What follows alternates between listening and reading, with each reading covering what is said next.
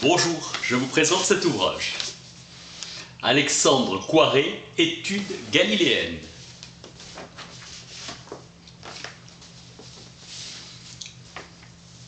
À la mémoire d'Émile Meyerson.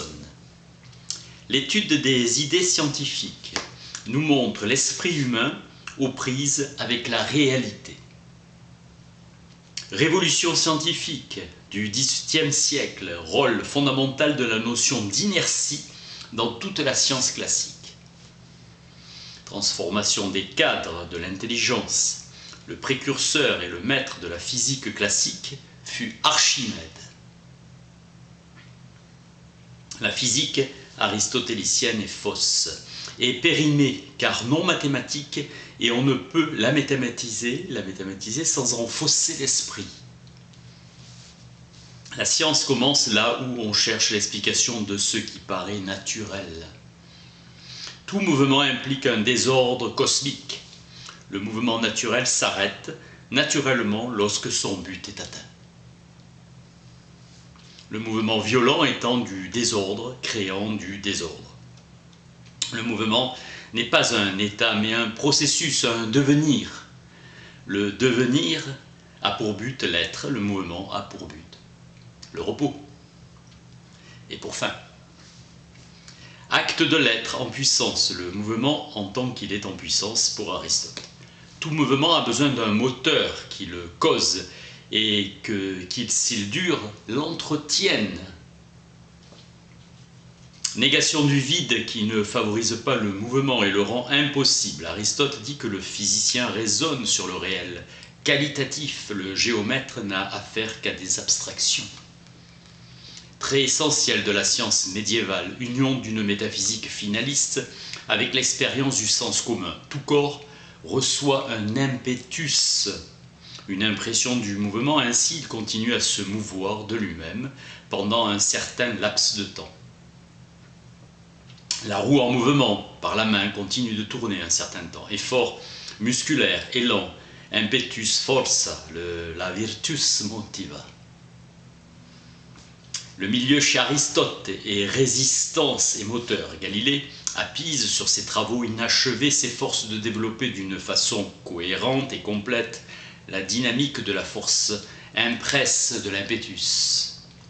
La conception aristotélicienne est contradictoire, car si un déplacement d'air pouvait provoquer un autre déplacement, le phénomène se prolongerait indéfiniment. Or, un des principes fondamentaux de la dynamique aristotélicienne est que tout mouvement est limité et fini. Aristote se déplace la question en transférant à l'air le rôle du moteur.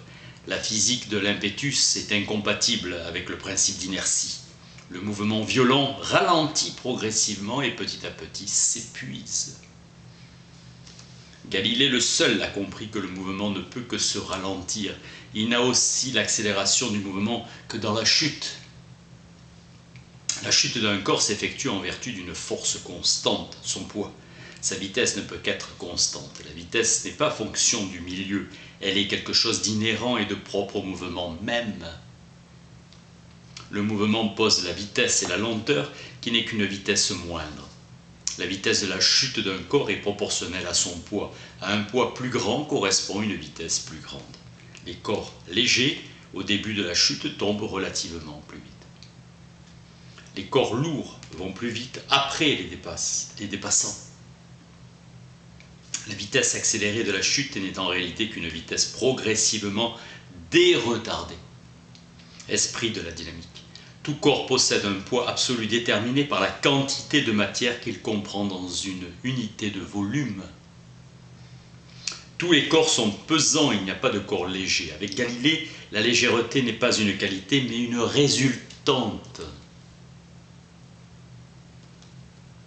Le mouvement vers le haut n'est donc pas naturel. Benedetti admit que c'est dans le vide que le corps pèse leur poids absolu et tombe à leur vitesse propre. Principe d'inertie. Le seul mouvement naturel est celui qui va vers le centre. Face à l'empirisme, Galilée revendique le droit supérieur du mathématisme platonicien. Il fonde une physique archimédienne, une physique mathématique déductive et abstraite. Galilée fait des expériences de pensée, ces objets n'étant pas des corps réels. En 1604, Galilée formule la première loi physique, la loi de la chute des corps. Loi fondamentale de la dynamique moderne, la chute des corps est un mouvement uniformément accéléré. Le mobile naturel va en augmentant de vitesse dans la proportion même où il s'éloigne de son point de départ. Galilée n'a aucune confiance en une observation non vérifiée théoriquement. L'épistémologie galiléenne n'est pas positiviste, mais archimédienne. Il cherche non la cause pour laquelle les corps tombent, mais l'essence du mouvement de la chute. Avant Newton, personne ne pouvait expliquer pourquoi les corps tombent.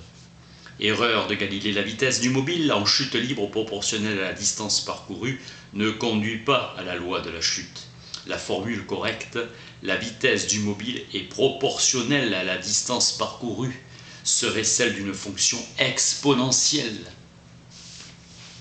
Avec Niccolò Tartaglia, plus un corps va en s'éloignant de son principe ou s'approchant de sa fin, plus il va vite. Benedetti, l'impression croît au fur et à mesure que le mouvement se prolonge, inclination à regagner son lieu naturel. Duhem affirme que Meyerson le montre, dans l'obscur et le confus progresse la pensée.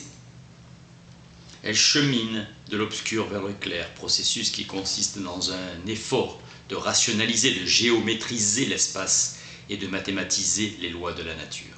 Au lieu de penser le mouvement, Galilée se le représente. Il voit l'espace parcouru avec une vitesse variable. La physique de Descartes est imaginable et imaginative. Pour lui, une conception claire est une conception clairement imaginée. Descartes reproche à Galilée de faire une physique mathématique contrairement au sens commun de l'expérience journalière. Bickman note que la formulation galiléenne est une loi abstraite et qui ne pouvait se réaliser telle qu'elle dans l'expérience journalière de l'homme. Descartes avait raison sur un point. La résistance de l'air supporte le corps qui se meut à travers lui. Contre le raisonnement abstrait, Sagredo invoque le témoignage de l'expérience. Galilée préfère faire naître l'expérience dans son esprit. Définition de Galilée, je m'appelle mouvement uniformément ou également accéléré. J'appelle mouvement uniformément ou également accéléré le mouvement dont les moments ou degrés de vitesse augmentent à partir du repos, avec l'accroissement même du temps à partir du premier instant du mouvement. Le mathématisme de Descartes le pousse à admettre la continuité de l'accélération, ou du moins sa possibilité, mais l'instantanéisme de sa physique le pousse à affirmer une variation discontinue. Le réel est complexe, il ne se plie pas au simple schéma de la géométrie. Le cas abstrait est un cas supposé. La marche du raisonnement galiléen est analytique dans le sens le plus profond de ce terme. Galilée cherche le principe, l'essence du mouvement, traduite en définition. L'attitude mentale de Galilée diffère de Descartes car physico-mathématique. Il cherche le mode réel, le mode dont use la nature.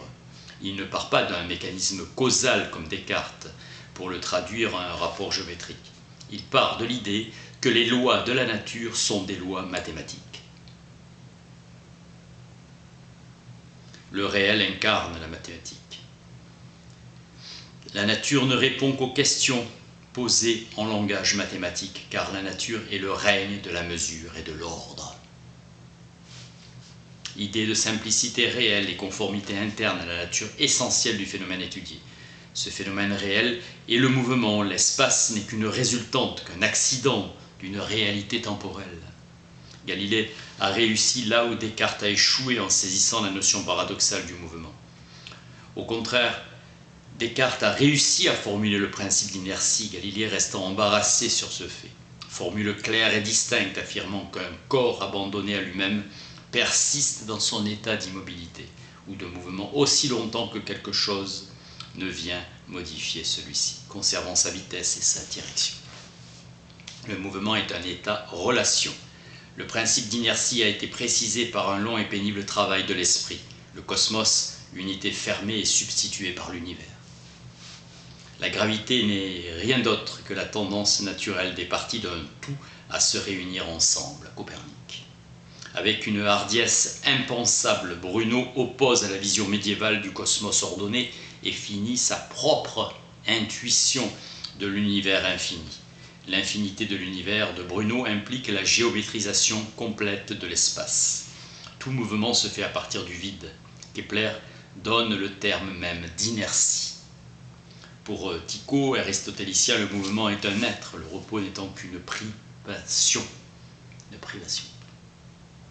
Le problème central qui préoccupe Galilée à Pise est celui de la persistance du mouvement. La physique de Galilée est copernicienne. Dans le discours, il nous fait part de son chemin et parcouru depuis l'impetus d'Aristote, atmosphère du progrès réel de la pensée. La bonne physique se fait a priori. Le mouvement de la chute est conçu par Galilée comme un mouvement naturel. La gravité ou la pesanteur est une propriété naturelle des corps. Les corps tombent. La gravité est liée au mouvement. La gravité conditionne et explique le fait du mouvement. La dynamique de Galilée est fondée sur le postulat que le degré de vitesse acquis par le même mobile sur les plans diversement inclinés sont égaux lorsque les hauteurs des plans le sont. L'impetus ou mouvement initial, l'impulsion de vitesse varie selon l'inclinaison du plan sur lequel se trouve le grave. La croyance à la finitude de cet univers dressait une barrière infranchissable devant la pensée galiléenne. Galilée perd de la science classique avec l'idée de la physique mathématique, ou mieux l'idée du mathématisme physique. Rôle joué par les mathématiques dans la constitution de la science du réel. Pour l'époque galiléenne, mathématiques signifie platonisme. Torricelli nous dit que parmi les disciplines, la géométrie seule exerce et aiguise l'esprit. Discipline authentique de Platon, sérieux des rappels de la méthode socratique, de la maïeutique, de l'accouchement des esprits et de la réminiscence. Grâce à Descartes, nous pouvons comprendre l'espace par un acte de l'intelligence pure et remplacer le mythe par la science. Grâce à Galilée, le mouvement se trouve désormais soumis à la loi du nombre, effort de la pensée galiléenne, pour surmonter la conception de la cause du mouvement. Galilée répondra que la gravité est un nom pour désigner quelque chose dont nous ignorons la nature, une attraction, une force magnétique. Gassendi substitue au nom d'attraction celui de gravité, et c'est un pas décisif. L'attraction étant une force externe, on peut soustraire un corps à la gravité en le mettant suffisamment loin ou dans le vide. Clarté de Descartes, hésitation de Galilée, erreur de Kepler, puis élimination de l'impetus, théorie de la pesanteur, géométrisation de l'espace. Gassendi franchit les bornes qui avaient arrêté les autres grands esprits. La loi suprême de l'univers cartésien est la loi de la persistance. Ce qui est demeure, ce que Dieu a créé, il le maintient dans l'être. L'espace ne change pas. Le mouvement cartésien n'est pas un processus, mais une qualité, un état. Tout changement a besoin d'une cause.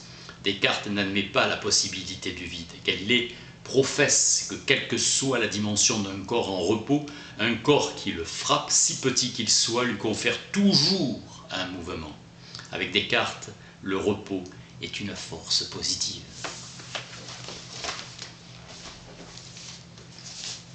Alexandre Coiré, Études galiléennes.